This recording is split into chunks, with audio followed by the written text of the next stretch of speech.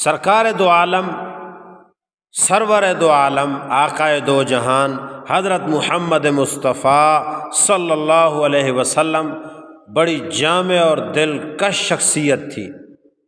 حضرت حسن رضی اللہ تعالیٰ عنہ نے اپنے والد حضرت علی رضی اللہ تعالیٰ عنہ سے ایک دن پوچھا، ابا جان، حضور اکرم صلی اللہ علیہ وسلم کا عمل و کردار اپنے ہم نشینوں کے ساتھ کیسا تھا؟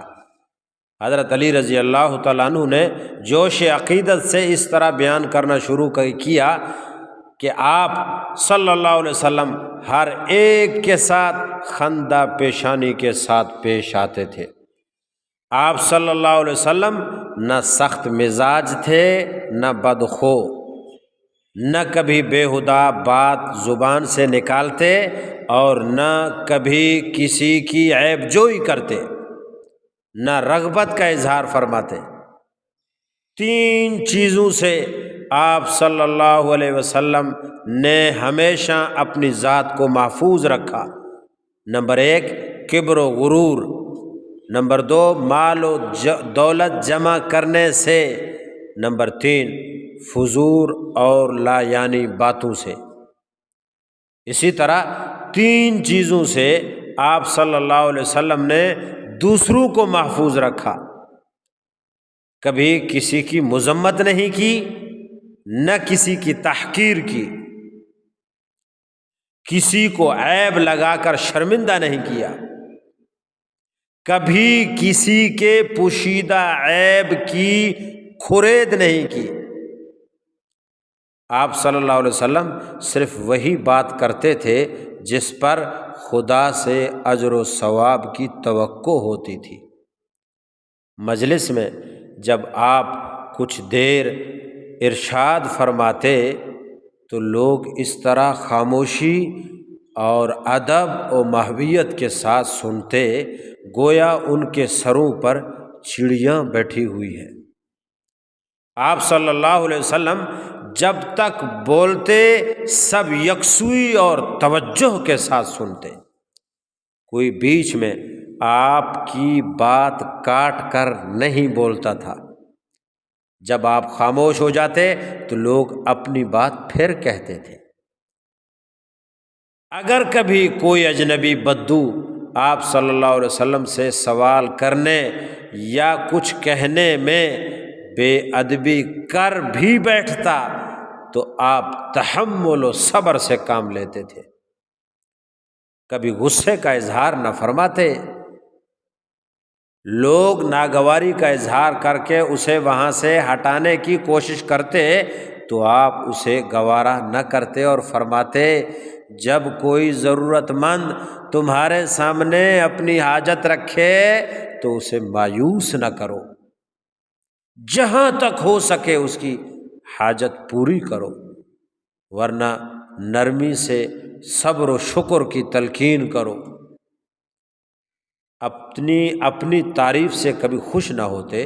ہاں، اگر کبھی کسی کے جواب میں آپ صلی اللہ علیہ وسلم کی طرف سے کوئی بات کہہ دی جاتی یا غلط فہمی اور زیادتی کی تلافی کے لیے آپ کی شان میں کبھی کلمہ خیر و تعریف و مدح کہہ دیا جاتا تو اسے گوارا کر لیتے تھے۔ کسی کی بات کاٹ کر آپ صلی اللہ علیہ وسلم کبھی اپنی بات نہ کہتے تھے۔ آپ کی شخصیت علم و صبر کی جامع تھی۔ اپنی ذات کے لیے نہ کبھی آپ غضبناک ہوتے اور نہ کبھی نفرت اور بیزاری کا اظہار فرماتے۔ ہاں، اگر کوئی دین کے معاملے میں سرکشی کرتا یا کسی کا حق دباتا تو آپ کا غصہ اس وقت تک ٹھنڈا نہ ہوتا تھا جب تک اس کی تلافی نہ فرماتے۔ 4 چیزوں میں آپ صلی اللہ علیہ وسلم انتہائی چست، چاق و چوبند اور چالاک تھے اور ہوشیار تھے۔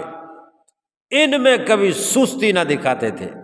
نمبر 1 نیکی اور بھلائی اختیار کرنے میں، نمبر 2 برائی اور بدی ترک کرنے میں، نمبر 3 امت کی فلاح و بہبود کی کاموں میں غور و فکر کرنے میں۔ نمبر 4، ان امور کو اختیار کرنے میں جو امت کی دنیا اور آخرت سنوارنے والے ہوں۔ یہ ہیں ہمارے اور آپ کے پیغمبر امام الانبیاء سرور کونین صلی اللہ علیہ وسلم کے اخلاق، آپ میں موجود صفات، آپ کے اندر موجود اچھائیاں، آپ کے اندر موجود بھلائیاں، اور امت کو امام الانبیاء اور اپنے نبی، اپنے پیغمبر صلی اللہ علیہ وآلہ وسلم کے ان صفات پر چلنا چاہیے۔ اگر وہ ان صفات پر چل رہے ہیں اور عمل کر رہے ہیں، یقیناً کامیابی کی طرف گامزن ہیں، اور یہی ان صفات پر عمل کرنے والے عامل لوگ انشاءاللہ کل بروز قیامت حوض کوثر پر اپنے محبوب علیہ الصلاۃ والسلام جن کے نقش قدم پر چلتے رہے اور حوض کوثر تک جا پہنچے، انشاءاللہ جام بھی رسول اللہ صلی اللہ علیہ وسلم کی دست مبارک سے ملے گا۔ اگر بھٹک گئے، صفات پیغمبر نہ اپنائے اور سنت پیغمبر کا لحاظ نہ کیا، اپنی منمانی اور مرضی اور اپنی خواہش کی زندگی پر چلتے رہے اور دنیا میں زندگی گزاری، تو اگلا سفر بڑا مشکل ہے۔ اللہ پاک مجھے بھی اور آپ کو بھی اپنے محبوب علیہ الصلاۃ والسلام کے نقش قدم پر چلنے کی توفیق عطا فرمائے۔ وآخر دعوانا ان الحمد للہ رب العالمین۔